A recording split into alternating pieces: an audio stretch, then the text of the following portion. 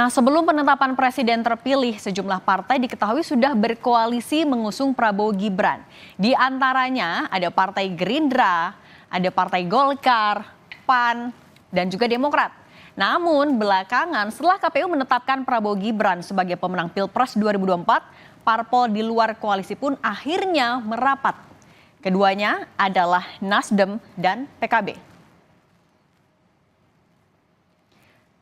Sebenarnya kalau kita melihat perolehan kursi di parlemen, koalisi Prabowo Gibran hanya membutuhkan satu tambahan parpol agar kuat di parlemen.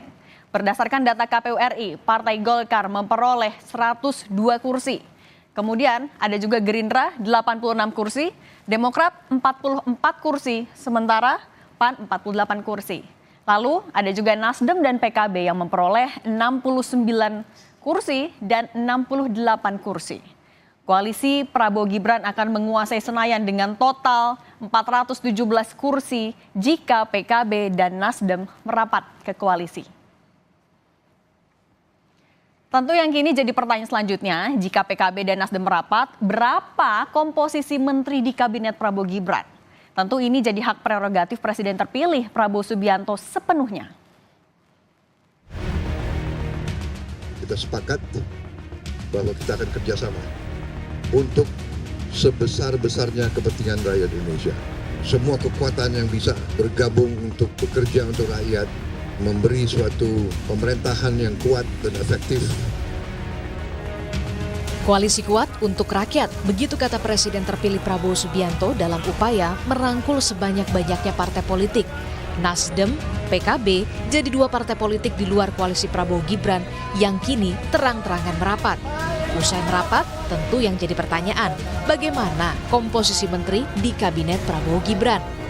Apalagi PKB jadi anggota baru koalisi Prabowo Gibran. Kan nunggu pelantikan, nanti kalau soal kepastian sudah di dalam.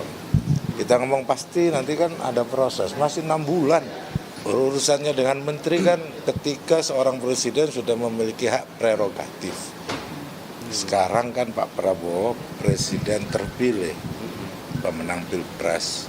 Nanti tanggal 20 Oktober beliau menjadi presiden sekaligus kepala negara yang memiliki hak prerogatif untuk mengangkat menterinya.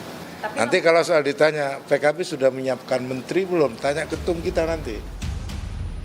Lalu bagaimana respon Golkar soal kursi jatah menteri? Sebagai partai yang berada di barisan awal koalisi Prabowo Gibran, tampaknya Golkar tak terlalu khawatir jatah kursinya bakal berkurang. Golkar yakin Prabowo memegang komitmen koalisi.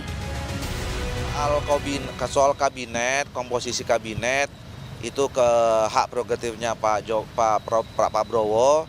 Saya yakin Pak Prabowo sudah paham, punya rumusan sendiri, ya. Siapa-siapa saja, dari mana saja, berapa banyak dari mana saja partai politiknya gitu. Usai Prabowo Gibran ditetapkan KPU jadi pemenang Pilpres 2024, Nasdem dan PKB kompak merapat.